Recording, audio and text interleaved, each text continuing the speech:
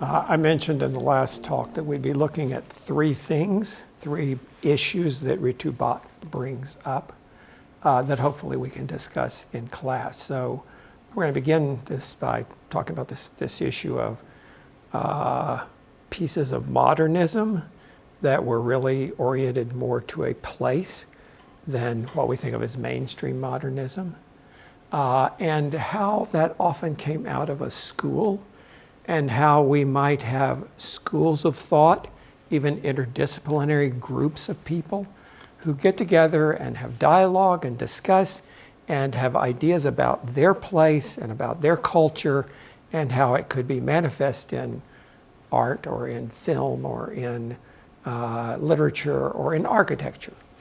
So our poster child for all of this is going to be this fantastic architect, Luis Barragan.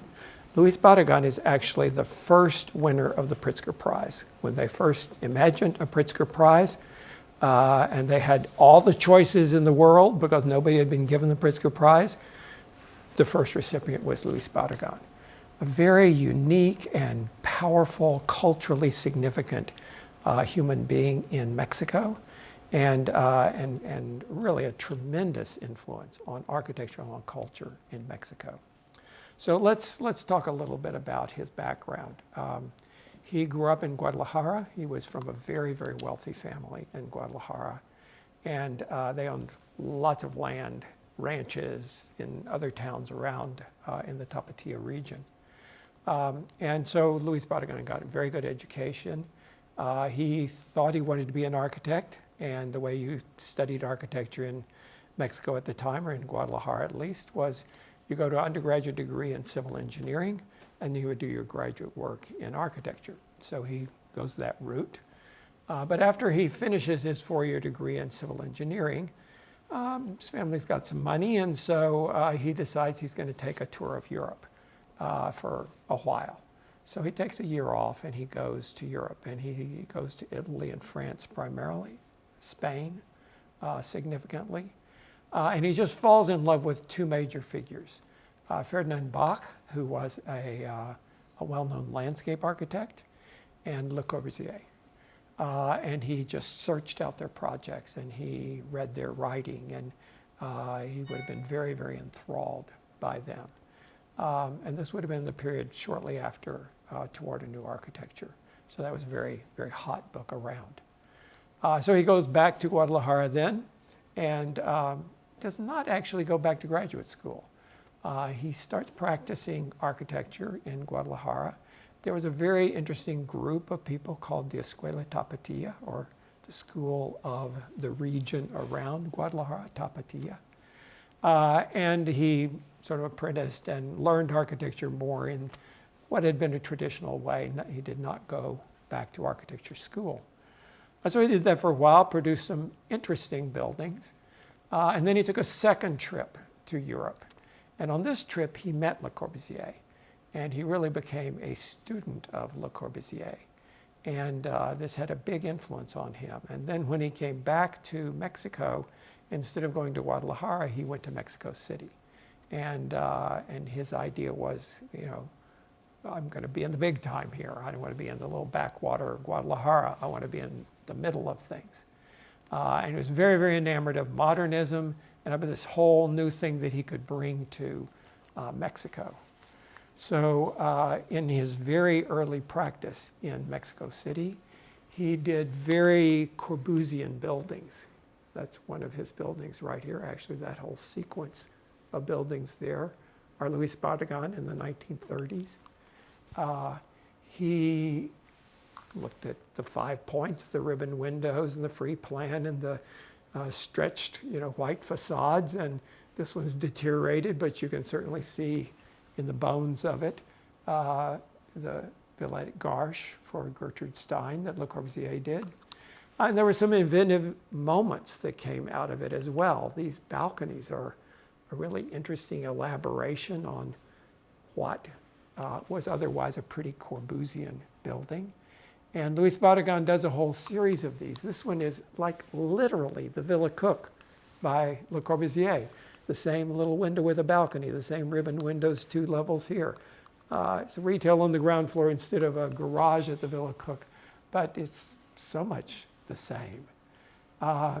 This was a wonderful little project he did here that was really stacked Villa Citroens. You remember we looked at that little imagined model of a house that had a big double height space at one end. Well, that's what these were artists' lofts, and they really were very much the plan of Villa Citroen stacked and put into this ensemble there. So he is mining Le Corbusier for all he can possibly get out of him.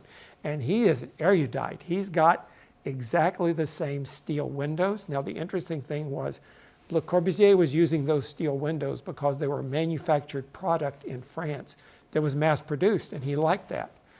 You couldn't get those windows in Mexico. So Luis Barragan is fabricating these steel windows at great craft and expense to look just like Le Corbusier's steel windows.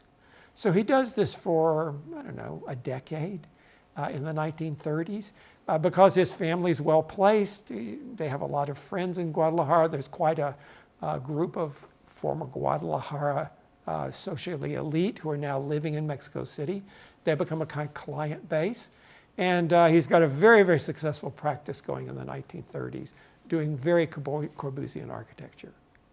And then at a certain point, he says, screw it. This is not significant. All I'm doing is replicating this modern architecture. For here, it's seen as very novel, but actually, I'm not inventing anything here. And because he didn't need to make money practicing architecture, he had plenty of money, he just stopped. And for several years, he just didn't practice architecture anymore. Then, beginning in the late 40s, he began to fall in with this crowd of people that were very interested in Mexican identity. And there were people like the painter Dr. Alt, the painter Rufino Tamayo, the painter Chucho Reyes, a number of writers. The poet Octavio Paz was one of them. The poet Carlos Pellicer was another. Architect, there was Juan O'Gorman. And they were all about his age, very smart guys. Man, in Mexico at that time, the level of education was phenomenal in the upper classes. These people had been all over the world and been, experienced and traveled and well educated.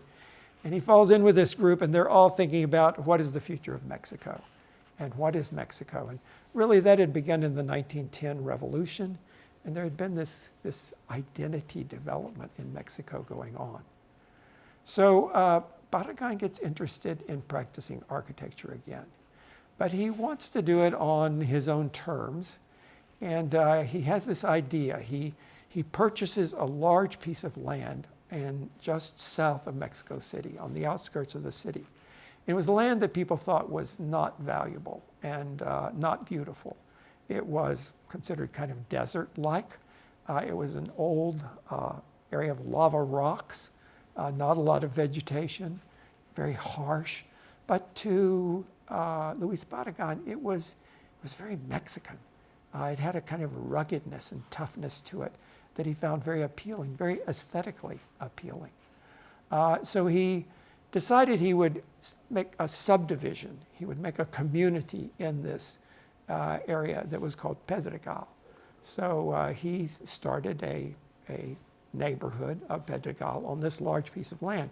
The first thing he did was he made some gardens inspired by Ferdinand Bach, but gardens in this rugged lava stone terrain, very, very kind of rugged, very spatial gardens. And then he began to sell some of these lots, and he sold them often to people he knew, friends.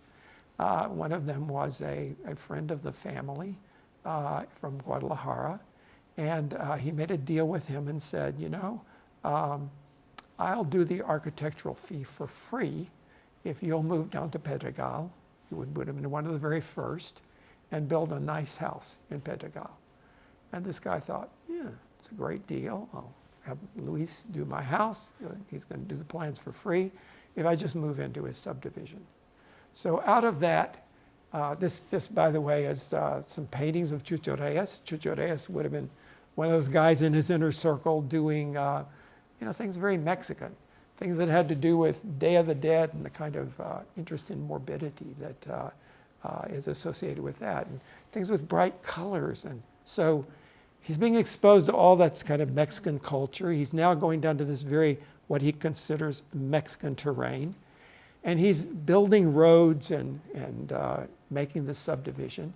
And he's pulling the rocks out, the lava rocks out of the landscape there. And he's using them as then, okay, well, what can I do with these in terms of making a house for my new client? And this was for Senor Prieto Lopez, who was his family friend from Guadalajara. So if you go down the street in Pedregal, we see the walled street, something very, very common in Mexican culture. The walls are now made of the lava rock that came from the landscape right there. And the whole life of the house is behind the street. But on the street, it's very, very modest and very, very quiet. And you just get a hint in the color here and in that beautiful wood door of what's behind. And then when you go through that wall, everything changes. It becomes very colorful. It's integrated with the gardens, big expanses of glass so that you're constantly seeing inside, outside. This is the entry hall on the left. Oh my God. This is an extraordinary house. I'm afraid the photographs don't really do it justice. But when I went to this house, I was blown away. The scale of it is beautiful. He's actually playing to some long-standing traditions in Mexico, so like hacienda construction. So we've got, as you can see here, the beams made out of wood, which you can see there, and then they span it with clay tile, and then they make a kind of caliche roof that's packed tight and covered with bitumen, and flat roofs. That's what was there in the haciendas. So he's taking that and he's thinking the sort of vocabulary of modernism, and he's blending those two together. And out of that comes a completely different kind of building than he was doing before. He's integrating it with the landscape here, the garden that he's also designing. The lava rock just jumps up into the house there. Huge expanses of glass that open up and give indoor connections, indoor-outdoor connections to the garden. These wonderful thick planks of pine. It is modern, but at the same time, it is so a part of Mexico. And he's, with the help of his school friends, thinking through what it is to be Mexican and how that might influence a kind of architecture of that place. He then builds a house for himself back in the city. This is done in 1952. It's just on a normal street in very urban scene in Mexico City. And you're looking down the street, you'd have no idea which one is Barragan's house. I mean, it just looks completely anonymous. It actually is this one right there, and that's it a little closer up, and except for the bright orange element up there, it looks very quiet, very ordinary, good manners on a Mexican street. That would be his garage and sort of utility entrance. That's the library of his studio. And then there's a fantastic roof deck up there, and that's that orange that you see down from the street. But it is a study in being of its place, but at the same time, being of a larger world of modernism.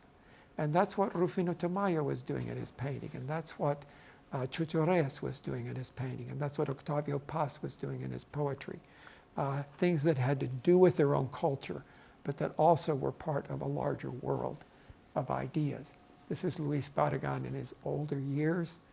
The house is full of color, full of light, but also clean, crisp, very refined modernism.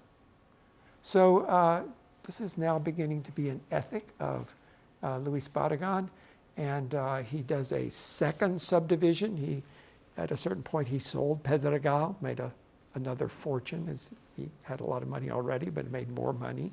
And then he started north of the city a new subdivision called Los Clubes. And Barragan loved horses, and he thought it would be fantastic to have a group of houses where you could have your horses and have your stables and have a community around horses. So he makes this development, Los Clubes, and again, he uses the same technique he did with Señor Prieto Lopez.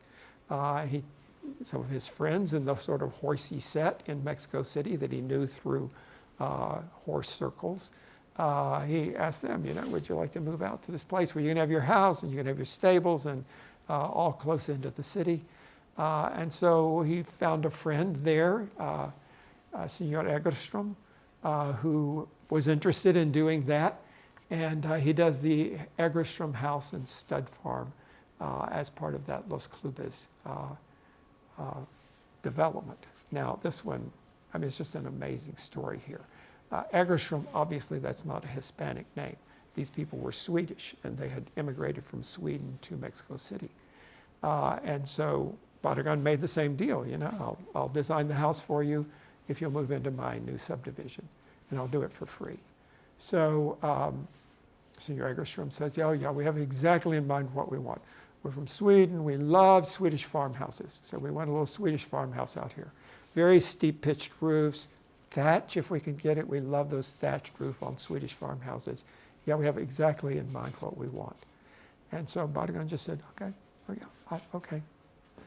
So they start working on it and working and plan a little bit. And so Barragan says at a certain point, why did you move from Sweden to Mexico? And they said, we hate Sweden. It's so cold. We hate the cold and all the snow. We hate the snow in Sweden. And the people are so kind of uptight. We love Mexico with the sun and the warmth, and the people are so friendly and open, and we love it in Mexico.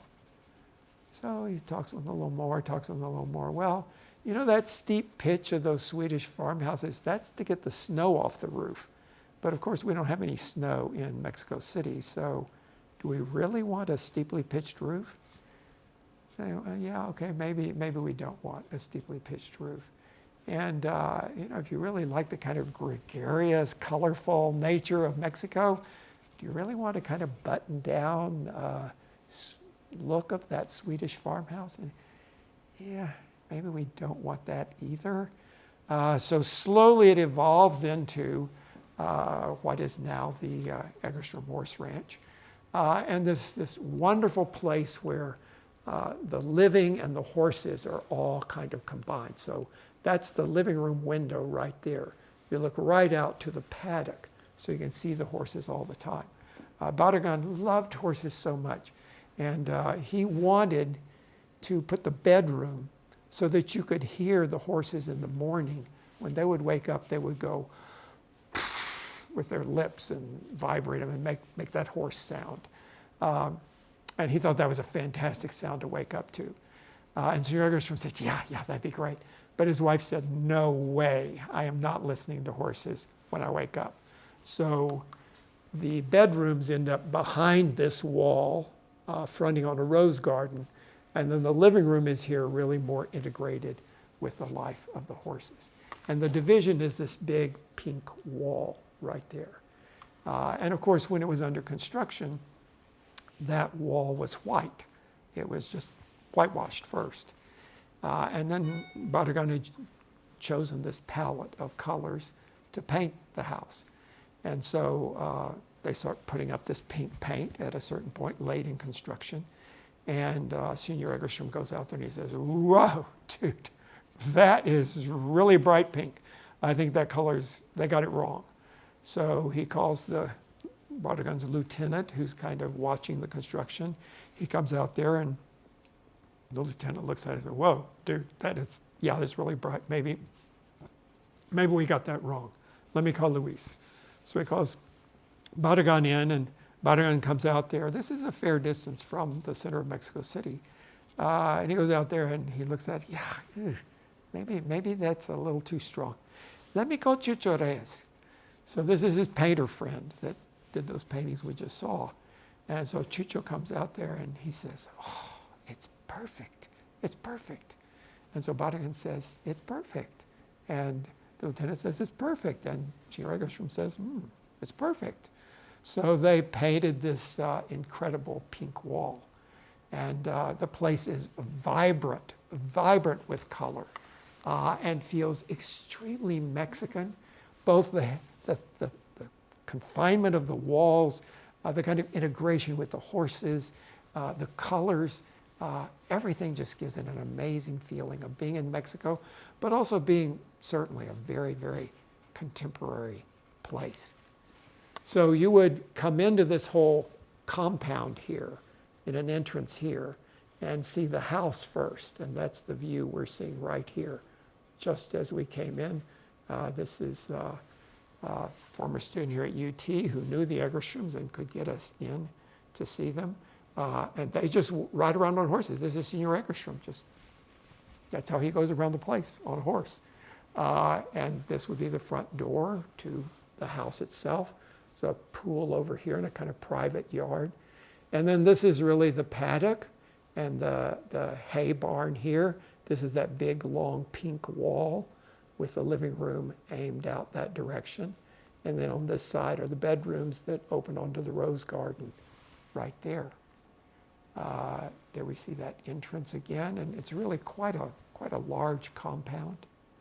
As we came in that gate, we would have looked right straight ahead, seen the house on the left, and the paddock for the animals, the horses, on the right. There again, that pink wall with the living room window at the end. And the place is it's full of horses all the time. There's a rural kind of feeling and life of it that's really quite fantastic. And this particular fountain, in Barragan's youth, he had spent a lot of time on one of their ranches in a little town called Mazamitla, near Guadalajara. And that town got its water from the mountains around. And it came in an aqueduct that was made of hollowed out logs that sent the water over the landscape and then dumped it into the central square in the town, and everybody got their water from that. That memory of that beautiful fountain in Mazamitla was the inspiration for this fountain that really supplies the horses with water in the Egerstrom Horse Ranch. It's a beautiful, it just slowly slides down into the water, so a horse walks into the water and drinks water as they're accustomed to from a river or a lake. So instead of out of a trough, he's integrating it with the horse's life. And then the paddock on the side, and the alfalfa here, and it just smells. It's the smell of the horses, the smell of the hay, the smell of the alfalfa. Very, very tactile and sensory there. And then if you go on the back side of that big pink volume, you see the hay barn and just the workings of everything back behind. It is an amazing confluence of Mexican culture and modernism. And that was really what Barragan came to be about. And in that way made a real original contribution to the world, as that replication of Corbusian stuff could never have done. So really, this is that first point, the idea of broadening modernism, letting it come out of a place and out of schools of thought and cultural ideas of a place, as Barragan did in the Egerstrom Horse Ranch. Now, that character of the place is not just something visual. It's something deeply embedded in the life of the building. And I think a great example of that is the Hilardi house that Luis Barragan did kind of later in his career. It's built around a little courtyard in the center where there was a tremendous old tree that existed there. But the thing that's really the most famous in this house is this little moment right here where there is a pool of water. There is a light, a skylight that comes in, and the blue and the red volumes right here. And as the day changes, as the sun moves, that light moves across the water and across those colored planes. And that photograph is the quintessential photograph of the Hilardi house. And I didn't realize until I got there that, oh my God, this is the dining room. And dining room is very important in Mexican culture because people come home for lunch. So mom and dad might go to work, the kids go to school. Everyone comes home for lunch. And you have your lunch together, that's your big meal of the day, and then you have your siesta afterwards, and then maybe you go back to work or to school. So that event of lunch is so fundamental in Mexican culture.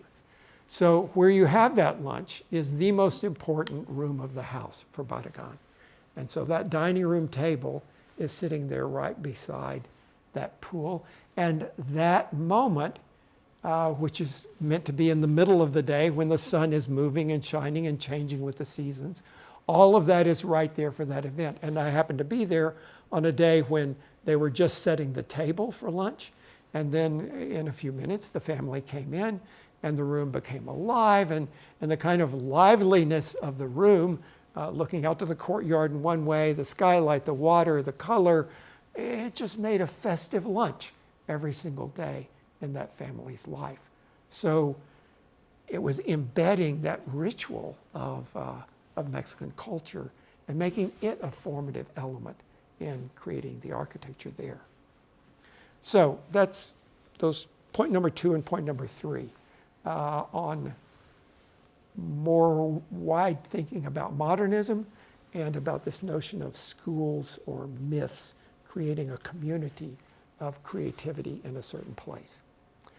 Then there are these 4 elements that we cluster together, points 4, 7, 8, and 9. And really talking about, forget architecture as an image or a representation. Think of architecture as a deeply visceral, tangible experience, something that is all about the full sensorium, about smell and about texture and about light and about things that you can't necessarily capture just with the optic nerve. And the example I want to bring in here is just classic. I can't imagine a better example of this than the thermal baths at Valls by Peter Zumthor. And this again is a magnificent representation of its place. It's in the Alps. You see it just tumbling out of the hill. It literally just grows out of the hill. And then it kind of stands up big and strong at the end, like one of those big crests in the Alps, the mountain sort of standing there bold and strong. And it's made out of this beautiful green stone, very unusual, very characterful stone like that, which is what the stone is right below the ground there. And all over these little shelters for the people who are taking their animals out to the field, and these are just like day shelters. These are, I don't know, 100 yards from the Baths at Valls, and they're made out of that same green stone and in horizontal bands like that. And this is just the vernacular way that they build in this very local area in Switzerland. And then Barragan laid it up in horizontal bands in exactly the same way it's done traditionally in that area. It literally is a piece of the mountain. It has sod roofs that come out from the mountain there, and it even is interlocked with the mountain and with the outdoors, so that there are outdoor spaces that are really merging the being outdoors in the mountains and in the terrain there and the building itself. Now, the program for this building is, the town was a ski town, but it had a small slope. So when in the late 20th century, everybody wanted to go to the big ski slopes with 80 different runs, and this one was just a little one-horse ski town. So it lost its economic vitality. But they did have these warm springs, these thermal baths. And those were great when, after a day of skiing, you'd enjoy the hot springs. But they thought, can we actually make that into something that's so kind of spectacular and sensory and exactly what Frampton's talking about, that you just feel the warmth and you feel the water and you hear the sounds and there is a kind of soothing and this spa experience. Could we make all that so special that people would come here for the thermal baths, not to ski, but just for the thermal baths? So that was kind of the challenge. And so he makes a place where you enter in this very dark, cave-like, somber space. And those are the changing rooms, the doors to them there. So you come in and you undress and you put on your bathing suit in this cave-like environment. So he's already setting you up for a very strong sensory experience. And then you move from there out into the larger space.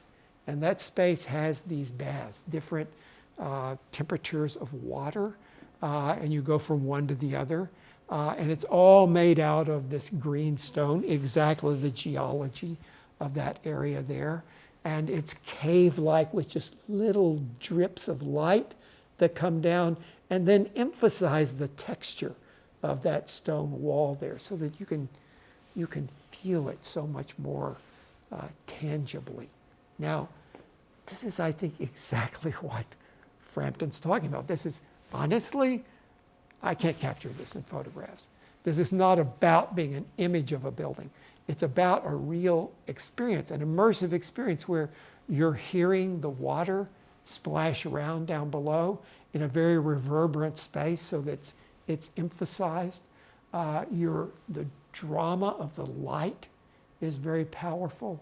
The textures of all the surfaces, everything about it is very, very visceral. And it's impossible to just say the strength of this architecture is an image. It's not an image, it's a total experience. And it is coming out of nature. It's coming out of the nature of the water, the nature of the light, the nature of the stone. All of these are natural things that he's employing as devices to make this extraordinary experience. There is so much kind of water in the air that it makes a kind of mist. And when the light comes through it, it's almost like you can touch the light. It's got a kind of substance to it that's incredibly beautiful. So this is that cave-like experience. And then at a certain moment, you move through and you begin to see the light out here, the brighter side light, so the outdoors. And you slowly move to the south, and you move out to these huge windows, and then you get the south light that comes in, and you can sit here in sun, even in the wintertime when it's freezing cold outside, but you can be in almost no clothes and feel the warmth of the sun there. And you're looking out to these views of the Alps, and it's spectacular. But it's that experience of the place. It's not a scenographic experience, it's a deeply rich experience of that place. And then that's an indoor and outdoor experience as well. And really a remarkable confluence of all those points, 4, 7, 8, and 9, that Frampton is talking about. So that's the kind of architecture that comes out of this notion from critical regionalism. And it's very, very much of its place. And if you look at Zumthor's work, it's not like anything else Zumthor does. I mean, it's really special to that place. Then the third point that I said we'd talk about on Frampton's article is really looking at, in the end, is there a way to make an architecture that speaks to the history and the future and the now? And that really has to do with a place in a bigger picture, a picture of its whole kind of being. So we're going to look at an architect in Japan, Yoshio Taniguchi, who probably not as world known as many of the other Japanese architects, but an architect who has very devoutly understood the architecture of Japan, and then translated that into a very contemporary, very current 21st century expression of Japan.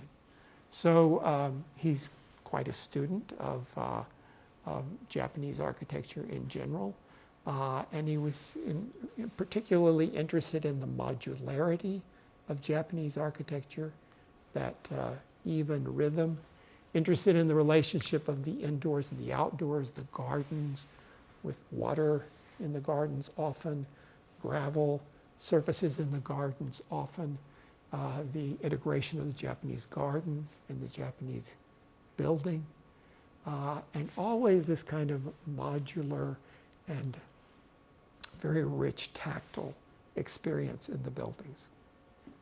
So we're going to look at two buildings by Yoshio Taniguchi. The first is a museum he did in Toyota City. This one was done in 2000. And it is, this is a very affluent city. It's where Toyotas are made. So this is a very well-funded museum that sits high on the hill above the city. And it's in a beautiful garden and grounds around it. So again, like the best of Japanese buildings, there's this very careful integration of the indoors and the outdoors, of the garden and the building. And with the water as very much a part of it, with the gravel as very much a part of it.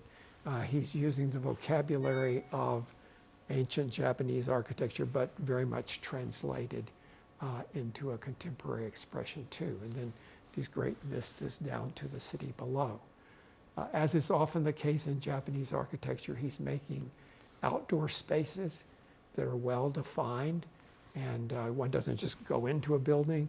You go through this sequence of compounds and gardens, and the building is broken up into pieces and parts that kind of make a village or a compound out of the whole museum. This kind of modular element here, which is made out of a kind of milky plastic, is very reminiscent of things you see in traditional Japanese architecture, the half-timbering that we saw in the buildings in Kyoto earlier. But here it's a contemporary material, a kind of sandwich screen that has insulation but is translucent and lets light in. It's very much like the shoji screen in traditional Japanese architecture, that translucence and that modularity. And then on the inside, you see that kind of glowing like the shoji screen and creating a really soft light inside the museum. And that's kind of all over in the museum, not only in the vertical plane, but also in the ceilings. And he controls it in different ways, so he gets different amounts of natural light into the building. And then within that, it's almost like it's an outdoor space in the big room, and then there are little subset indoor spaces that go into that larger space as well. And then just as in traditional Japanese architecture, there's this kind of obsession with the threshold between inside and outside, and always a kind of space between being inside and outside. So just as in a traditional Japanese building, there's almost always that zone of transition, the garden and the exterior, and then a kind of zone of transition, and then the interior, and that's all over in Japanese architecture. And in the building, there's the same kind of transition from the outdoors, then to a kind of porch space, and then to the interior, from the outdoors to a porch space, and then to the interior, this sequencing and threshold that goes into the building. So I'm making the argument this is an example of his number 10 point, which is there probably is an architecture out there that doesn't have to either be historicist, which this isn't really, nor does it need to be avant-garde and like it flew in from Mars, which this doesn't, but it can have elements of both of those that comfortably combine with each other. Another example of that would be Yoshio Taniguchi's Mimoka Museum. This one is in a small town on the southeast coast of Japan, a real landmark in that town. And its whole front is about a room or a porch that brings you into the building and sets up first that outdoor space, and then inside that begins the indoor spaces. And there's a very slow bleed between that big room here on the outside and then back to, in the very back of the building, a library, which is very, very solid. So you go from the outdoors to the semi-outdoors to a little deeper, and finally you get to through the museum and into a library, which is a more closed building. This is that sequence in, going through this to the library or through this to the museum. That tunnel-like space that we're seeing here, that's outdoors, but within the volume of the building, dramatically lit, as so many of those interiors of Japanese buildings are, and always a three-dimensional quality to it, going up and down in the building. And there you can see some examples of that. The traditional Japanese architecture with the mysterious high light and with the constant sort of changing of levels and moving up through the building there. And always with these kind of subdivisions of rooms within rooms within rooms. And that's really what the interior of Mimoka is all about.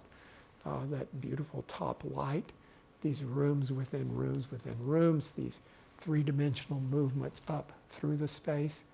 And it makes an incredible, this is an extraordinary museum, a beautiful place to look at art and display art, and just a phenomenal, rich and kind of unique and very Japanese way of building. So I think in class we'll look at and discuss, is this a viable way of designing for you? Is this something that interests you as a theory of architecture? An architecture more of place than it is of time, an architecture more of its culture than it is abstractly of some kind of universality. Okay, see you in class.